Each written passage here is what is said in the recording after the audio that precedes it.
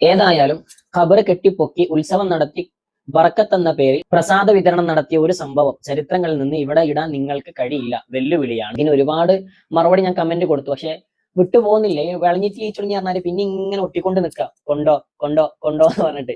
ഏതായാലും നമുക്ക് തീർത്തു കൊടുക്കാം അല്ലെ. ചരിത്രത്തിൽ കാണില്ല പറഞ്ഞപ്പോ എല്ലാവരും പറയല എന്താണ്, സൗദിയിലില്ല എന്നാണ് അല്ലെ. എന്നാ പിന്നെ അവിടെ നിന്ന് തുടങ്ങാം നമുക്ക്. സലഫിസത്തിന്റെ ഏറ്റവും വലിയ മുഫ്തിയായ ഗൂഗിളിന്റെ പേരക്കുട്ടിനോട് ചോദിച്ചു നോക്കാലോ നമുക്ക് അല്ലെ. ജെമിനിനോട് ചോദിക്കട്ടാ. ജെമിനി, സൗദി അറേബ്യയിൽ പഴയ കാലത്ത് മുസ്ലിം ഖബറുകൾ കെട്ടിപ്പൊക്കിയെന്ന് കേൾക്കുന്നുണ്ടല്ലോ, ഇത് ശരിയാണോ? അതെ, നിങ്ങൾ കേട്ടത് ശരിയാണ്. സൗദി അറേബ്യയിൽ പഴയകാലത്ത് ഖബറുകൾക്ക് മുകളിൽ ഉയർന്ന നിർമ്മാണങ്ങളും കൂടാരങ്ങൾ പോലെ കുബ്ബകളും ഗുംബാദ് നിലനിന്നിരുന്നു. ഇതിനെക്കുറിച്ച് കൂടുതൽ വ്യക്തത നൽകുന്ന ചില വിവരങ്ങൾ താഴെ നൽകുന്നു. 1. ചരിത്രപരമായ പശ്ചാത്തലം. ഇന്നത്തെ സൗദി അറേബ്യ രൂപീകൃതമാകുന്നതിന് മുൻപുള്ള കാലഘട്ടത്തിൽ, പ്രത്യേകിച്ച് ഹിജാസ് മേഖലയിൽ മക്ക, മദീന പ്രമുഖരായ വ്യക്തികളുടെയും പ്രവാചക കുടുംബാംഗങ്ങളുടെയും ഖബറുകൾക്ക് മുകളിൽ വലിയ കെട്ടിടങ്ങളും മനോഹരമായ താഴികക്കുടങ്ങളും പണിതിരുന്നു. 2. ജന്നത്തുൽ ബഖിയ, ജന്നാത്തുൽ ബാഖി.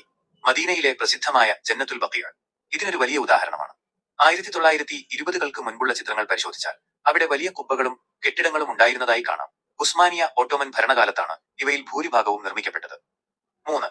മാറ്റം വന്നത് എന്ന്. സൗദി അറേബ്യയുടെ ആധുനിക ഭരണകൂടം നിലവിൽ വന്നതോടെയാണ് ഈ രീതിക്ക് മാറ്റം വന്നത്. 18-ാം നൂറ്റാണ്ടിലുണ്ടായ വഹാബി മൂവ്മെന്റിന്റെയും പിന്നീട് സൗദ് കുടുംബം ഭരണം പിടിച്ചെടുത്തതിന്റെയും ഭാഗമായി ഇത്തരം നിർമ്മാണങ്ങൾ നീക്കം ചെയ്യപ്പെട്ടു. എന്നാണ് വഹാബി മൂവ്മെന്റിന്റെ ശേഷമാണ് ഇത് പൊളിക്കപ്പെട്ടത്. അപ്പൊ അത് ആരെ പൊളിച്ചെന്ന് കിട്ടിയില്ലേ? ഇത് ജ്യേഷ്ഠൻ അനിയൻ കല്യാണത്തിന് പോയി, ജ്യേഷ്ഠനെയും അനിയനെയും കല്യാണത്തിന് വിളിച്ചതാണ്. എന്നിട്ട് ജ്യേഷ്ഠൻ പോയിട്ട് അവിടെയുള്ള ഫുഡ് മുഴുവൻ കഴിച്ചിട്ട് തിരിച്ചു വന്നു. എന്നിട്ട് പിന്നെ അനിയൻ കുറച്ച് ലേറ്റ് ആയിട്ട് കല്യാണത്തിന് പോണേ. പിന്നെ ശേഷം പോണ അനിയനത്തെ പോയിട്ട് പറയണത്, തിരിച്ചു വന്നിട്ട് അവൻ പറയുന്ന വർത്താനം എന്താ, അവിടെ ഫുഡ് ഇല്ലട്ടോ, അവിടെ കല്യാണം നടക്കണില്ലട്ടോ. ഇതാരാ? മുന്നേ നേരത്തെ ജ്യേഷ്ഠൻ പോയിട്ട് മുഴുവൻ കഴിച്ചു വന്നിട്ടുണ്ട്. അതായത് ഇബ്നു അബ്ദുൽ വഹാബ് പോയി മൊത്തം തകർത്തിട്ട് ശേഷം ഒന്ന് പറയണേ അവിടെ അങ്ങനെ ഇല്ല, അവിടെ ഇങ്ങനെ ഇല്ല. അപ്പൊ എങ്ങനെയുണ്ട്? ആരാ പൊളിച്ചേ? നിങ്ങൾ വഹാബികൾ എന്നെ പൊളിച്ചേ. എന്നിട്ട് വഹാബികൾ പറയണേ അങ്ങനെ ഇല്ല ഇസ്ലാമിൽ ഇല്ല എന്ന് വരുത്തി തീർക്കാൻ നിങ്ങൾ തന്നെ പൊളിച്ചതാണ് ഈ പരിപാടി. ഇനി അടുത്തത് കേട്ടോ.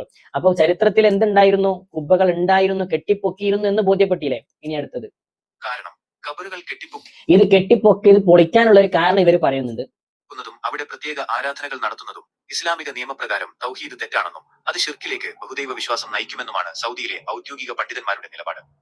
ഇസ്ലാമിക അടിസ്ഥാനത്തിൽ ഇത് തെറ്റാണെന്നും അത് ഷിർക്കിലേക്ക് നയിക്കുമെന്നും സല്ലല്ലാഹു അലൈഹി വസല്ലം തങ്ങൾ തന്നെ പറഞ്ഞിട്ടുണ്ട്. എന്റെ ഉമ്മത്ത് ഷിർക്ക് ചെയ്യുന്നുള്ള പേടി എനിക്കില്ല.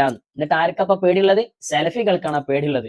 ഷിർക്ക് ചെയ്യുന്നത് ഇവര് പറഞ്ഞു മുസ്ലിമീങ്ങളെ സുന്നികളെ മൊത്തം കാഫിര്യങ്ങളാക്കിക്കണ്, മുശ്രിക്കുകളാക്കിക്കണ് ഇവര്. എന്നിട്ടോ ഇവരെ തലട്ടപ്പം പറഞ്ഞു കൊടുക്കാണ്, എന്ത് നിങ്ങൾ അങ്ങനെ പറയരുത് കേട്ടോ, അതാ കേട്ടോളി, നിങ്ങൾ അങ്ങനെ പറയരുത്, പറഞ്ഞ് നമ്മളെ ഖവാരിജികളെ ഭാഗത്തേക്ക് എത്തുന്നത് കേട്ടോളി. അലി ഇബ്നു അബീ ത്വാലിബ് റളിയല്ലാഹു അൻഹുവിന്റെ കാലഘട്ടത്തിൽ പരസ്യമായി പുറത്തേക്ക് വന്ന വിഭാഗമാണ് ഖവാരിജികൾ.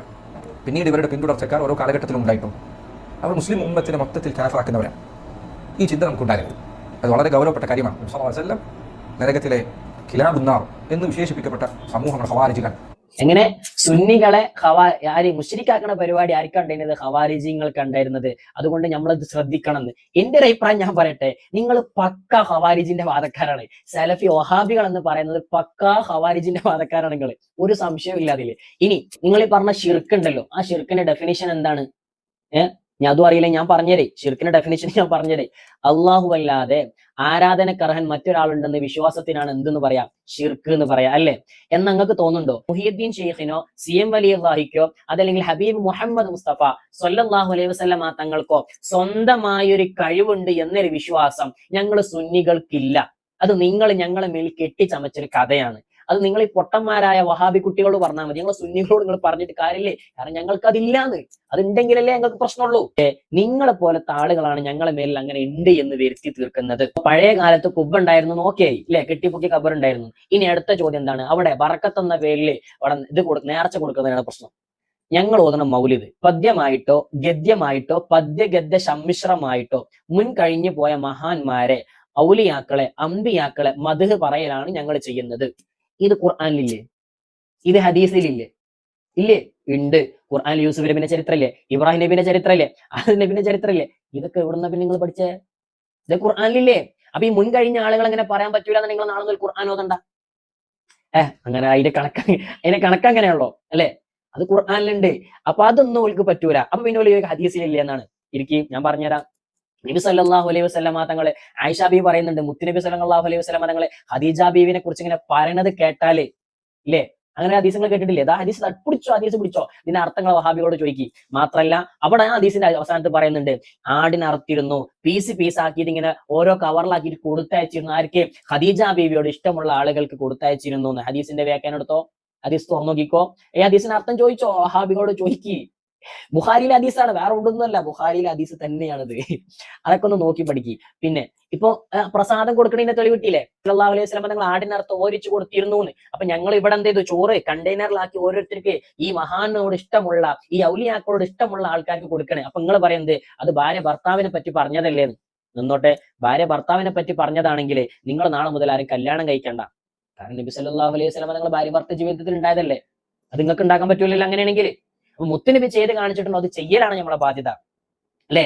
ഈ മധുഹ് പറഞ്ഞ നിങ്ങൾക്ക് ഒരു വിഷയമില്ല, മധുഹ് പറയല് ശരി, നിങ്ങൾ പറഞ്ഞു ശരിയാണെന്ന്. പിന്നെ നീ ഭക്ഷണം കൊടുക്കലാണോ? അത് ഭക്ഷണം കൊടുക്കുന്ന ഈ ഒരു തെളിവ് ഞാൻ പറഞ്ഞത്. അതിന്റെ പുറമെ നബി സല്ലല്ലാഹു അലൈഹി വസല്ലം തങ്ങൾ തന്നെ പറഞ്ഞിട്ടുണ്ടല്ലോ, ഒരാൾക്ക് ഭക്ഷണം കൊടുക്കലാണ് ഏറ്റവും നല്ല പരിപാടി എന്ന് പറഞ്ഞിട്ടുണ്ടോ? ഉണ്ട്. അതും വഹാബികൾക്ക് തർക്കണ്ടോ? ഇല്ല. ഇനി ഇതെല്ലാം കൂടി ഒന്ന് കൂട്ടിവെച്ചാൽ ഉറൂസായി.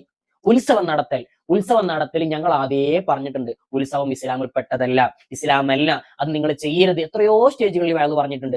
ഇനി അത് ചെയ്യുന്നുണ്ടല്ലോ എപ്പോഴും, എന്തുകൊണ്ട് നിർത്തുന്നില്ല? അതാണ് അടുത്ത ചോദ്യം. കള്ളു കുടിക്കൽ ഹറാമാണെന്ന് എത്രയോ ഉസ്താദുമാര് വയല് പറയുന്നുണ്ട്. മുസ്ലിമീങ്ങളായ കള്ളു വിൽപ്പനക്കാരുണ്ട്, മുസ്ലിമീങ്ങളെ കള്ളു കുടിക്കുന്നുണ്ട്. കള്ളു കുടിക്കൽ അതുകൊണ്ട് ഹലാലാവോ? ഇസ്ലാമാണെന്ന് പറയാൻ പറ്റും നിങ്ങൾക്ക്?